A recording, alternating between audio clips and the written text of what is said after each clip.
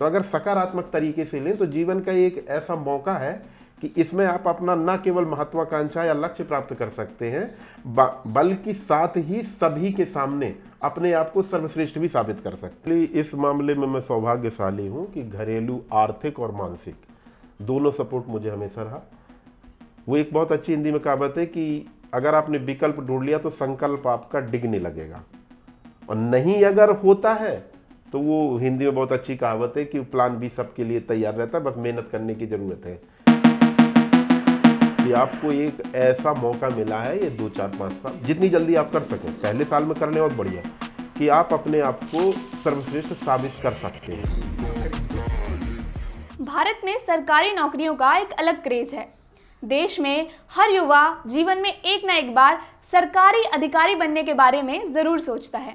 अगर हम वर्तमान की बात करें तो हम हमारे सिनेमा में, कॉमेडी में, किताबों में यूपीएससी तैयारी का जिक्र देखते हैं। यूपीएससी जिसे क्लियर करके लोग आईएएस, आईपीएस बनते हैं। हर साल लाखों युवा इस रेस में दौड़ते हैं, लेकिन कुछ सैकड़ों ही इसमें कामयाब हो पाते हैं। और इस बीच ये जिक्र और ये डिबेट पैदा होता है कि क्या युवाओं को अपने जीवन के कीमती साल इस क्रूर तैयारी में खर्च करने चाहिए या नहीं। आज हमारे साथ मौजूद हैं पुष्पेंद्र जी, जो पिछले 27 सालों से सरकारी अधिकारी बनने की तैयारी में लगे हुए हैं। इन्होंने विभिन्न राज्यों और यूपीएससी के 73 प्री क्लियर किए हैं और 43 मेंस लिखे हैं, 8 इंटरव्यू दे चुके हैं और 9वें इंटरव्यू की तैयारी में हैं। सर, बहुत बहुत स्वागत है दी प्रिंट में आपका। धन्यवाद मैम। ये 9वें इंटरव्यू के बारे में पहले बताइए कि ये कहाँ पे दे रहे हैं, कब आपने एग्जाम क्लियर किया और कैसे आप एलिजिबल हुए इसके लिए। एक्चुअली मैम, कोरोना के कारण एमपीपीएससी ने एक अतिरिक्त अवसर सभी अभ्यर्थियों को दिया था, तो उसमें मेरी एलिजिबिलिटी बनी, तो प्रीलिम्स, मेंस और इंटरव्यू देने मुझे जाना है एमपीपीएससी का। राइट। तो सर, हम देखते हैं कि ज़्यादातर युवा जो है इस तैयारी में दिखाई देते हैं। आपकी उम्र या आपका जो जितना भी सफ़र रहा है, जितना आपका टोटल अनुभव हो गया है तैयारी करने का, इस उम्र के तो सिलेक्ट होते हैं युवा। जी मैम। एक्चुअली अगर युवा का तार्किक परिभाषा आप देखिए तो भारत में 21 से 45 लगभग युवा माना जाता है। दूसरा, डिफरेंट स्टेट ने लगभग 21 से 45 तक एलिजिबिलिटी भी एज क्राइटेरिया रखा हुआ है। ठीक है, तो इस एग्जाम में देने की एलिजिबिलिटी बनती है पूरा 21 से 45 तक, डिफरेंट, और कोई स्टेट जैसे पुराने से दे देता है, या मैक्सिमम स्टेट ने कोरोना के कारण अटेम्प्ट दिए। ठीक है, अब अगर इतने दिनों तक लगने वाली बात है तो ये कि हर व्यक्ति की एक महत्वाकांक्षा होती है, या वो अपना लक्ष्य निर्धारित किए होता है और उस फील्ड में वो सर्वश्रेष्ठ करना भी चाहता है। इस एग्जाम की खूबसूरती ये है, यूपीएससी या स्टेट पीसीएस, आप सामान्य तौर पे कहिए प्रशासक बनने की, कि अगर अभी तक 21 साल तक आप विभिन्न परिस्थितियों बस, जैसे मान लीजिए स्कूलिंग आपकी गड़बड़ हुई या आप अभी तक नहीं कर पाए, तो ये एक टाइम ऐसा है कि इसमें आप अपने आप को सर्वश्रेष्ठ सिद्ध कर सकते हैं। तो अगर सकारात्मक तरीके से लें तो जीवन का एक ऐसा मौका है कि इसमें आप अपना न केवल महत्वाकांक्षा या लक्ष्य प्राप्त कर सकते हैं, बल्कि साथ ही सभी के सामने अपने आप को सर्वश्रेष्ठ भी साबित कर सकते हैं। और वो सर्वश्रेष्ठ साबित करने के लिए आप में लक्ष्य निर्धारण के साथ साथ सर्वश्रेष्ठ मेहनत का विकल्प भी शामिल होना चाहिए। एक्चुअली क्या होता है कि लोग 2 साल, 4 साल, 10 साल तैयारी करते हैं, फिर अंत में आके गिव अप कर ही देते हैं। तो आपका क्या ये राज है प्रयास करने का कि आप गिव अप आप नहीं कर पा रहे हैं और एकदम चलते जा रहे हैं? इसका एक सबसे बड़ा कारण ये रहा मैम कि मैंने लक्ष्य जो अपना निर्धारित किया और पहले अटेम्प्ट में ही मेरा प्रीलिम्स निकल गया, और दूसरे अटेम्प्ट में मैंने यूपीपीएससी का इंटरव्यू दे लिया। सामान्यतः आज तक मैं कभी प्रीलिम्स फेल नहीं हुआ, बहुत से मेंस मुझे छोड़ना पड़े, तो चूंकि मैं अपना परिणाम पा रहा था और 99 में इंटरव्यू देने के बाद हर 1-2 साल में मुझे इंटरव्यू भी देने को मिल रहा था, तो हर बार ये लगा कि बस इस बार हो जाएगा। तो इस कारण कि अगर मैं अब छोड़ता हूँ 4 साल बाद या 6 साल बाद या 8 साल बाद, तो जो शुरुआत की अभी तक की मेहनत थी वो हमारी जीरो हो जाती, और अगर हमारा हो जाता है तो ये जितना मेरा संघर्ष है ये सफलता का नाम पा लेगा। बिल्कुल। और मुझे अपने लक्ष्य को पाने में एक मिल जाएगा कि हमने जो निर्धारित किया था उसको हम पा पाए, हम अपने आप को साबित कर पाए, तब Right. आप सिलेक्ट होंगे। आप शुरुआत कब हुई आपकी इस सफर की? आफ्टर तैयारी कब? एमएससी। एक्चुअली हम लोग छोटी जगह से थे तो बहुत कुछ जानते नहीं थे, जानते थे कि 17 तक पढ़ाई होती है, गणित सबसे कठिन होता है, फर्स्ट डिवीजन सबसे अच्छा होता है, तो वही मैं पाने का प्रयास करता रहता था और मैं 4 फर्स्ट क्लास हूँ। उसके बाद चूंकि घर में शिक्षक बनने का माहौल था तो मुझे भी शिक्षक बनने के लिए प्रेरित किया गया और मुझे बीएड का फॉर्म भरने के लिए भेजा गया। व्यक्तिगत रूप से चूंकि मैं शिक्षक नहीं बनना चाहता था तो उसी समय एमपीपीएससी का फॉर्म निकला हुआ था, उस समय ऑप्शनल से प्रीलिम्स होता था, मैं एमएससी करके निकला ही था, तो मेरा मैथ से ही पहला प्रीलिम्स निकल गया और बीएड में भी हो गया।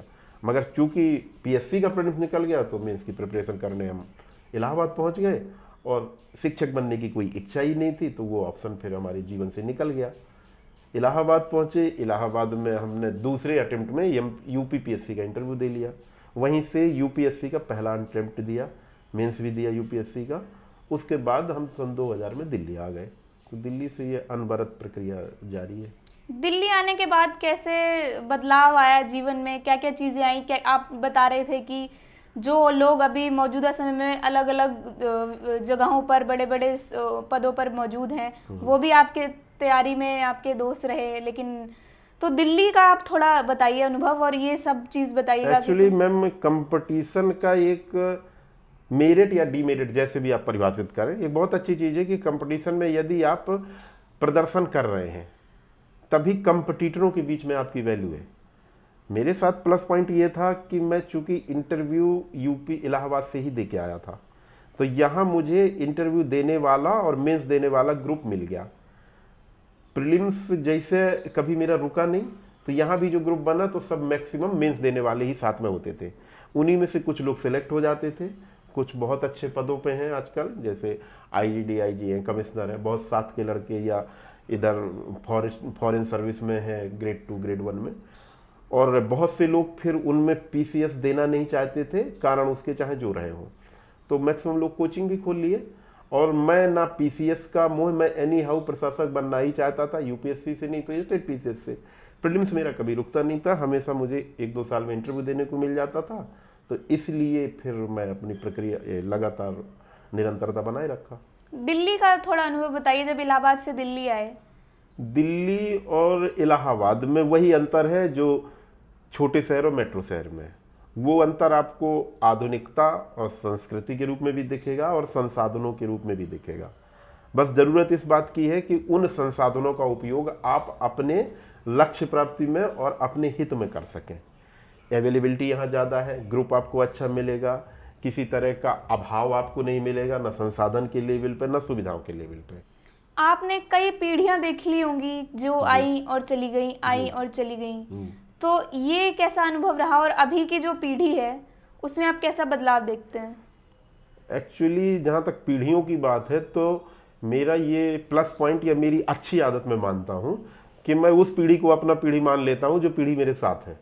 जैसे मान लीजिए यूपीएससी में मेरे साथ जो मेंस दे रहे थे वो मेरे अच्छे मित्र, फिर मान लीजिए यूपीएससी अटेम्प्ट खत्म हुआ तो जिस स्टेट का पीसीएस देना वो मेरे अच्छे मित्र। तो पीढ़ियों का दंश मुझे इसलिए नहीं झेलना पड़ा क्योंकि उस एग्जाम वाले मित्रों को मैं अपना अच्छा मित्र बना लेता हूँ। और जहाँ तक पीढ़ियाँ आने जाने की बात है, हर पीढ़ी में अच्छे और योग्यतम लोगों का सिलेक्शन होता रहा है। हाँ, ये जरूर मैं कहूँगा कुछ अच्छे लोग रह जाते हैं, मगर जिनका सिलेक्शन होता है उनकी योग्यता पे आप प्रश्न नहीं उठा सकते, तो उनसे सीखने की ज़रूरत होती है।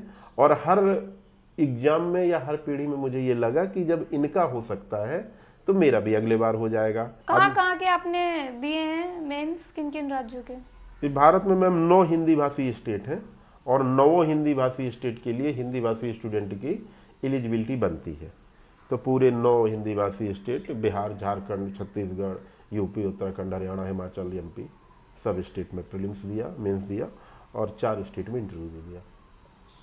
तो ये मैनेज कैसे कर पाए आप, क्योंकि हर, जहाँ तक मैं जानती हूँ, हर राज्य की अपनी जो है चीज़ें होती हैं, सिलेबस भी थोड़ा डिफरेंशिएट होता है उसका ये होता है मैम कि जैसे कोई भी एग्जाम, स्टेट पीसीएस या यूपीएससी है, बच्चे को सबसे पहले सिलेबस उसका कंठस्थ होना चाहिए, एकदम प्राइमरी क्या बेसमेंट वाला चरण है ये। तो सबसे पहले तो उसका सिलेबस कंटेस्ट किए, और उसके बाद उस स्टेट का या जो भी एग्जाम दे रहे हैं उसका पुराना पेपर, चाहे प्रीलिम से चाहे मेन से, उसका प्रीलिम्स पुराना पेपर आप देखिए, उससे आपको अंदाज लग जाता है। और हर स्टेट में, जहाँ तक आप कह रही हैं, सत्य भी यही है कि उनका स्पेशल अपना रहता है, कहीं कहीं अपना पेपर है और कहीं कहीं हर पेपर में वो थोड़ी थोड़ी डाले हुए हैं। तो उसके लिए उस स्टेट विशेष की बुक्स आती हैं, उसको मंगा लिए, 7 से 10 दिन इस स्टेट का पीसीएस का स्टेट स्पेशल पढ़ने में लगता है। बाकी जो स्टेटिक पोर्सन है वो तो तैयार रहता है, क्योंकि वो तो कॉमन है हर स्टेट में। आप बता रहे थे कि कई बार ऐसा हुआ कि एक ही मेंस टकरा गए दो राज्यों के, या जी, एक ही रात भर का अंतर हुआ। तो कुछ रोचक आप बता रहे थे किससे कि एक ही रात में सफर करके जाना पड़ा, उस बारे में थोड़ा सा बताइए। कई दर्शकों बार मैम ये होता था कि जैसे प्रीलिम्स का एग्जाम तो एक दिन का होता है, ठीक है, तो कई बार प्रीलिम्स भी टकराता था, जैसे एमपी से हिमाचल का टकरा गया या यूपी का बिहार से टकरा गया, सेम डे पड़ गया, तब तो फिर मजबूरी हो जाती थी छोड़ना। कई बार ये हुआ कि मेंस देना है और मेंस के साथ मेंस टकरा गया, तब उसी दिन, अगर उसी बीच में, तब भी मजबूरी है छोड़ना। कई बार ऐसा हुआ है कि यूपीएससी का 15 दिन आगे पीछे कोई एग्जाम है, तो फिर या किसी स्टेट में ज़्यादा वैकेंसी है, कहीं कम है, तो फिर उसमें प्रायोरिटी तय करना पड़ती है कि कौन सा एग्जाम, तो इसलिए छोड़ना पड़ा।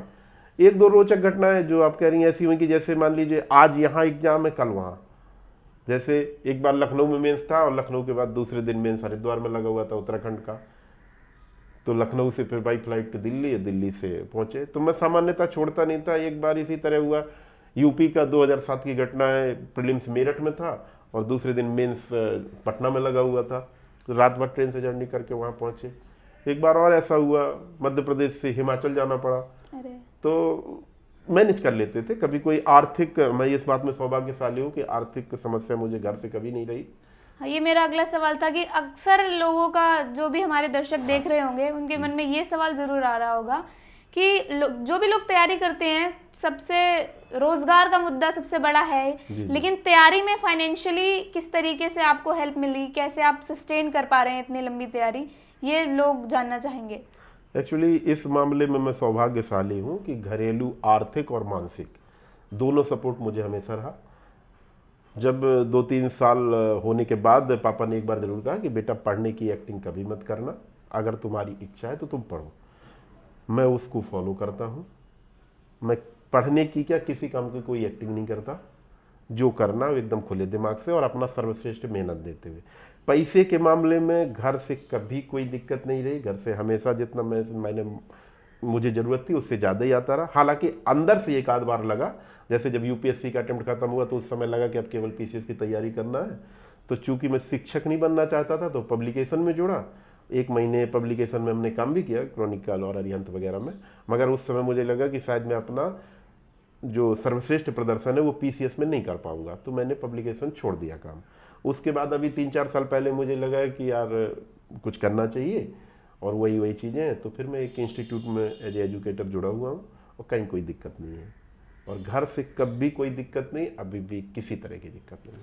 कोई सामाजिक दबाव या घर वालों का दबाव कि अब शादी कर लो, या आपके साथ के लोगों के बच्चे हो गए हैं वो इतने बड़े पदों पर, या गांव में भी आसपास लोग होंगे जो टिप्पणियां करते होंगे, इस तरह का कुछ आया? कई बार फादर ने कहा, तो फिर ये रहता था कि हमेशा मेरे सामने एग्जाम।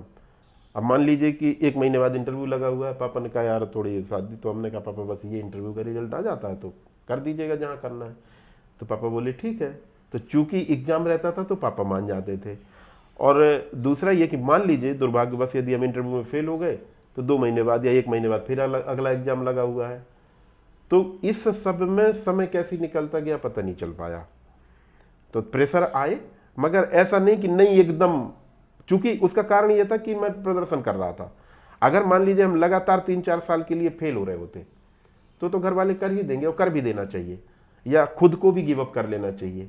और यदि आप में इच्छा शक्ति है और आप उस इच्छा को पूरा करने का संपूर्णता से प्रयास भी कर रहे हैं और आपको प्रदर्शन भी मिल रहे हैं, क्योंकि ये त्रिस्तरीय एग्जाम है, 3 स्टेजेस एग्जाम है। तो प्रीलिम्स क्वालिफाई होने का जो मतलब है, प्रीलिम्स का क्वालिफाई होने का मतलब सिर्फ ये होता है कि अब आप असली फील्ड में आए। Prelims is the screening exam, not final exam.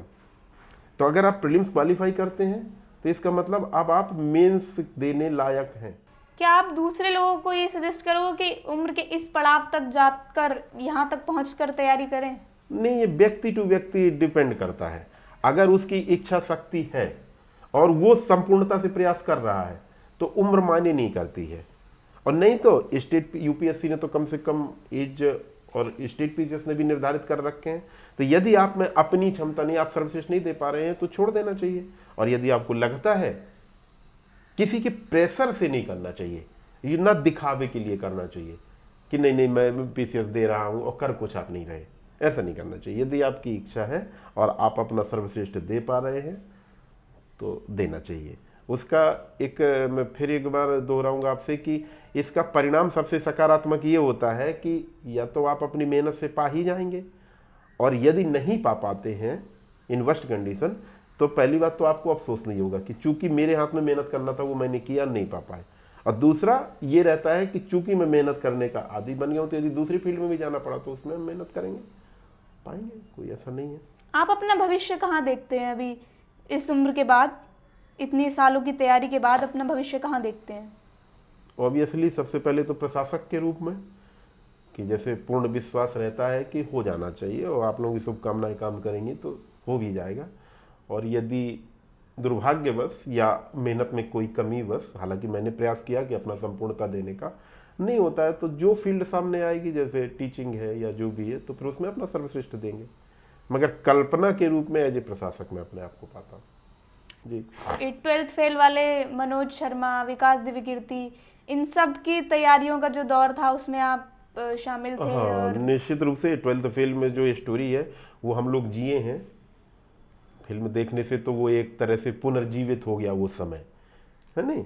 और बाकी मनोज है, श्रीमन है, बहुत से लोग हैं सिलेक्टेड, या यहाँ पे कोचिंग की फील्ड में, जैसे विकास हैं, दिव्यकीर्ति दृष्टि वाले, या अरविंद सिंह है नेक्स्ट आईएएस, या अखिल मूर्ति संस्कृति आईएएस, सब साथ के हैं हम लोग। और इन लोग जिस फील्ड में ये लोग अच्छा कर रहे हैं, और हम भी अभी जब तक जुड़े हुए हैं तो अपना संपूर्ण देने का प्रयास कर रहे हैं। ये इन्होंने कभी आपको कहा नहीं कि अब रहने दो, कोचिंग ज्वाइन नहीं, कर लो या छोड़ नहीं। दो, कब तक तैयारी करोगे? नहीं, कभी नहीं, ना मेरे किसी मित्र ने, ना मेरे घर वालों ने। हाँ, ये जरूर कि हाँ इस बार तुम्हारा नहीं हुआ तो कोई बात नहीं, अगली बार हो जाएगा, तुम अपना संपूर्ण दे रहे हो कि नहीं। एक लाइन ज्यादा से ज्यादा, ये कभी किसी ने ये नहीं कहा कि छोड़ दो। सबने हाँ प्रमोट जरूर किया इस तरह से कि कोई बात नहीं, नहीं होगा तो हम लोग तो तुम्हारे साथ हैं, बताना, देखेंगे। इस तो तरह का सपोर्ट सिस्टम हाँ, आपके पास? हर मित्र का। जैसे पुराने लोग अभी भी यहाँ आते हैं, या कोचिंग के जो हैं बड़े बड़े नाम आपने लिए, सब हम लोग आवश्यक होने पर या यथा समय मिलते रहते हैं। तो जब भी मिले तो सभी कोई बात नहीं यार, बढ़िया मस्ती से दो, बाकी तो हम लोग हैं। इस तरह यही एक लाइन रहती है मित्रों की।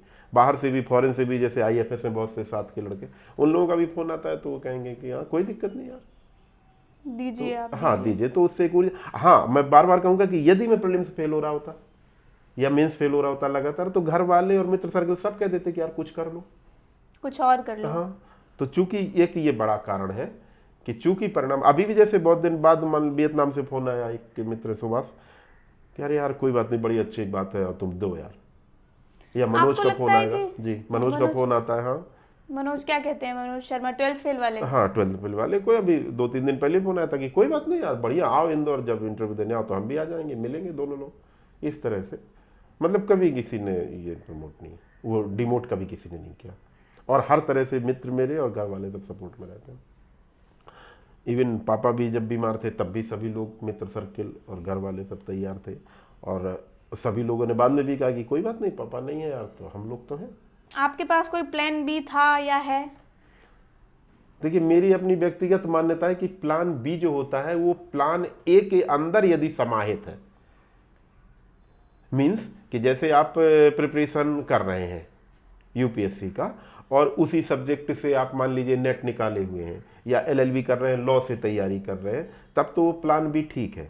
अगर आपने पहले से ही शुरुआत में प्लान बी तैयार कर लिया, वो एक बहुत अच्छी हिंदी में कहावत है कि अगर आपने विकल्प ढूंढ लिया तो संकल्प आपका डिगने लगेगा। तो पहले आपने जो प्लान ए तैयार किया है उसके लिए तो संपूर्ण दीजिए भाई। आप अपने आप को असफल तब मानेंगे ना जब संपूर्ण देने के बावजूद कोई चीज नहीं मिली। हमने अपना पूर्ण प्रदर्शन ही नहीं किया और पहले अपने आप को कैसे असफल मान लें।